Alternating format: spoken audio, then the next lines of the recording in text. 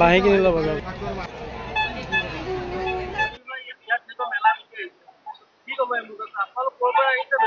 আমি আমার কলকাতার পর আইছি।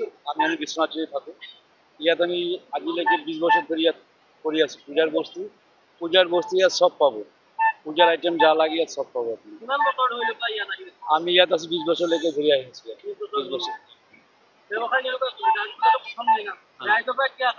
আর আগে আশা করি ভালো লাগে। এনে ঠিকই আছে, ঠিকই চলে আছে, ঠিকই আছে।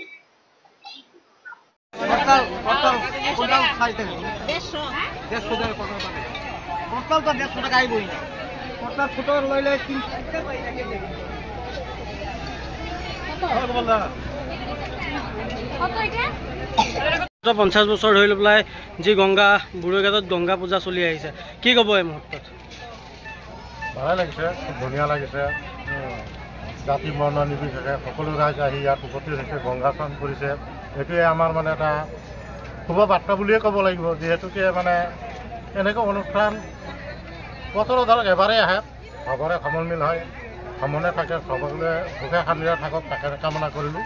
ধন্যবাদ। যিহেতু 50 বছৰ ধৰি পেলাই চলি আহিছে, ইয়াত আপুনি যি মিঠাই দোকান লৈ পেলাই আহিছে, কেনেকুৱা ব্যৱসায় কেনেকুৱা হৈছে? আজি যিটো হ'ব লাগিছিলে মানে অলপ ৰ'দৰ কিবাটো অকণ বেছি হৈছে, তাপটো অকণ বেছি হৈছে।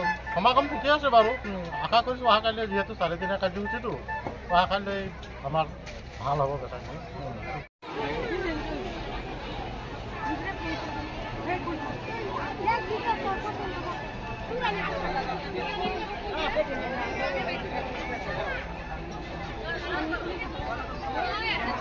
তেখেতৰ পৰা এটা বাকী আছে।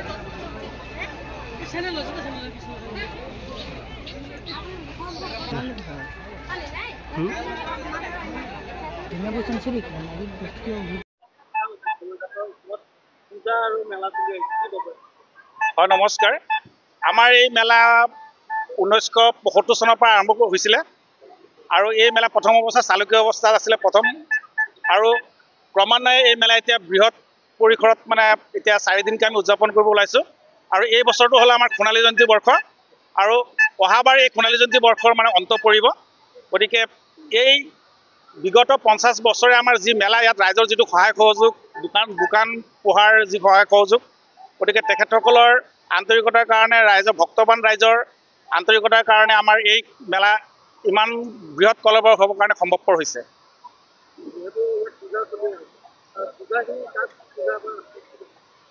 এয়া হৈছে আপোনাৰ গংগা পূজা, যিটো অশোকাষ্টমী। আপোনালোকে ইতিমধ্যে জানেই যে আমাৰ ব্ৰহ্মপুত্ৰ নদীখন ভাৰতৰ ভিতৰত বা যিমানবিলাক আমাৰ বিশ্বৰ নদী আছে, নদীৰ ভিতৰত একমাত্ৰ পুৰুষ নদী হৈছে ব্ৰহ্মপুত্ৰ।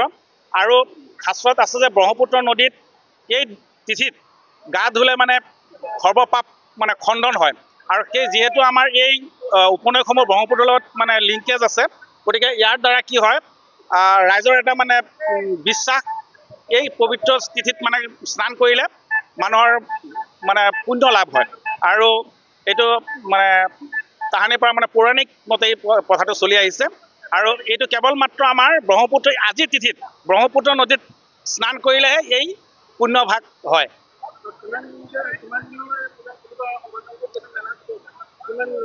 হয়, আচলতে চাওক, এয়া হ'ল বাসন্তী, যিটো আমাৰ বাসন্তী পূজাৰ অষ্টমী তিথি আজি। বাসন্তী পূজাৰ অষ্টমী তিথিত অশোকাষ্টমী স্নান বিশেষকৈ আমাৰ অসমত হয়। আৰু বিশ্বৰ ভাৰতৰ বিভিন্ন প্ৰান্তৰ পৰা ব্ৰহ্মপুত্ৰ নদীত আজিৰ দিনটোত বিশেষকৈ এই স্নান কৰিবৰ কাৰণে আহে। আৰু যিহেতু ব্ৰহ্মপুত্ৰৰ উপনৈ হ'ল আমাৰ বুৰৈ নদী, বিভিন্ন উপনৈসমূহত যিহেতু আপোনাৰ জীয়াভৰলীতো এই নদী আপোনাৰ এই অশোকাষ্টমী আপোনাৰ মেলা পাব। গতিকে আজি হ'ল অশোকাষ্টমী মেলা, কাইলৈ আছে ৰাম নৱমী। গতিকে এই ধৰণে আমি 4 দিন এই মেলা আমি সম্প্ৰসাৰণ কৰিছোঁ। প্ৰথম অৱস্থাত এই মেলা এদিনীয়া আছিল, তাৰপিছত ৰাম নৱমী 2 দিনীয়া হ'ল।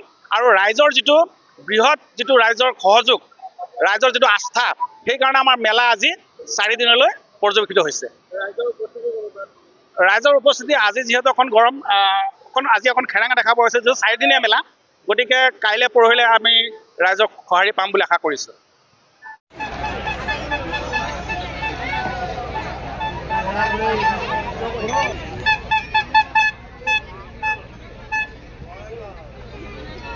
বাঁহী কিনি ল'ব যাব। এই দোকানে খুলিব পাৰা কিবা জিলাপিৱালা দোকানে।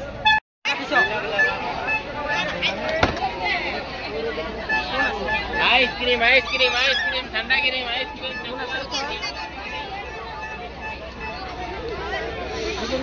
Wala lang naman ako.